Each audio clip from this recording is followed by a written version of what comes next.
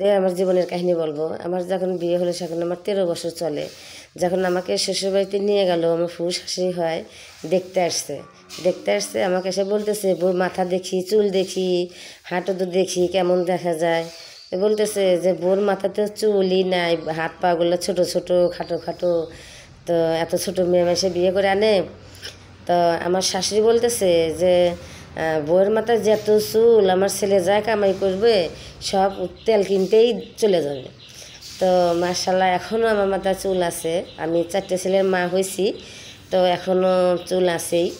আর একটা মজার কথা কি জানেন, আমার স্বামী যখন আমার শ্বশুরবাড়িতে গেলাম, ঘর ছিল না, একটা ঘর ছিল। এক ঘরের ভিতরে শ্বশুর শাশুড়ি দেবর আমি থাকতাম। তো কিছুদিন আমার স্বামীকে আমি একটু পছন্দ করতাম না, ভালোবাসতাম না। আস্তে আস্তে আস্তে আস্তে ভালোবাসা শুরু করলাম। তো কেমন জানি একটা মনের ভিতরে একটা কী কাজ করতো, মেনে নিতে পারতেছি না।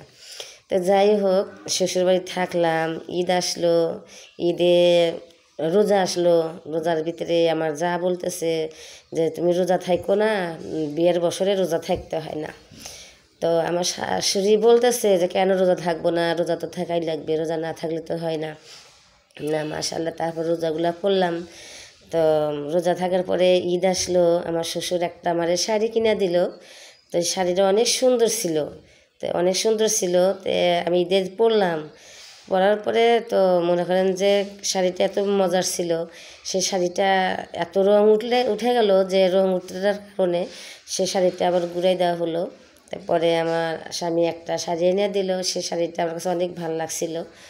তো যাই হোক, আমাদের খন্দ ছিল না। তো ধান টান আমার আরেকটা মজার কথা কি জানেন, আমার শাশুড়ি, আমার ননশাস আছে, বড় ননশাস, আপনারা কী বলেন জানি না। আমার বড় ননশাস এসে করলো কি, চুলা, আমার চুলা না ভাঙে দিল, বুঝছেন। নতুন চুলা ভাঙে আমারে দিতেছে, বলে বউ তুমি চুলাটা বানাও।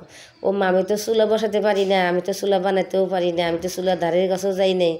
আমি তো বাবার বাড়ি থাকতে গেলে তো আমি তো এক খোঁড়া কাজও করি নাই, আমি একটা কাজও করি নাই। তার লেগে আমার মা অনেক রাগ করতো, অনেক রাগ করতো। একটা কাজও করতাম না, আমার বোনরাও রাগ করতো যে খালি তুই ঘুরে ঘুরে খাবি আর বেড়াবি, একটা কাজও তো সংসারে করতে হয় না।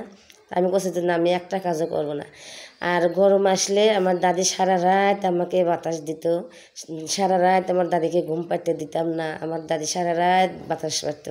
আমার গরম সহ্য করতে পারি না, এখনও আমি গরমও সহ্য করতে পারি না, শীতও সহ্য করতে পারি না।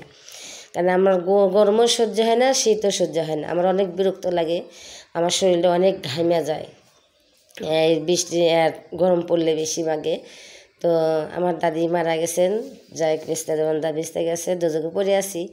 তো যাই হোক, আমার আব্বা মাও মারা গেছে। এখন সেই দিনগুলোর কথা মনে পড়ে যে এখন যদি আমার বাবা মা বেঁচে থাকতো, আমি না কতই কষ্ট দিছি, আমার দাদিকে কত কষ্টই দিছি। আমার মার কাজ কাম কিছু করি নাই, হাতের কাজ করি নাই, তবে আমার মা না আমার হাতের বিরিয়ানি, পোলাও, মাংস রান্না অনেক পছন্দ করতো, অনেক।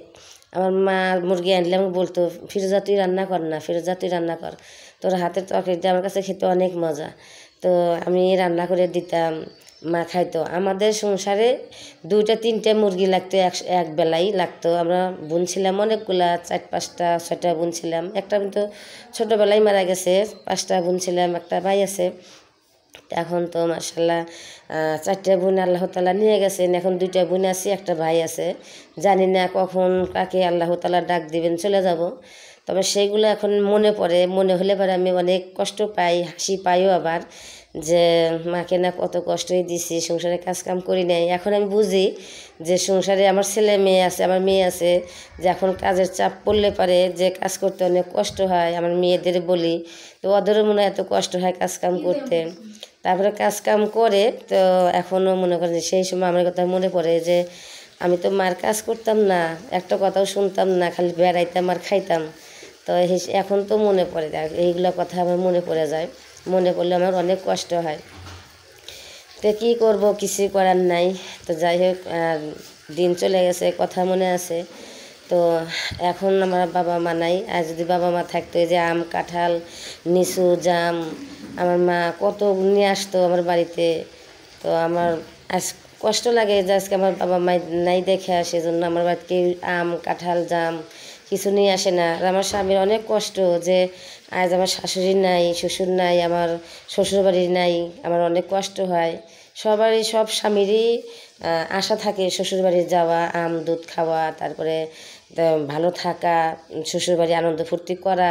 তো সেটা আমাদের স্বামী নাই। তো কি করব, কিছু বলার নাই। আমার গল্পটা কেমন লাগলো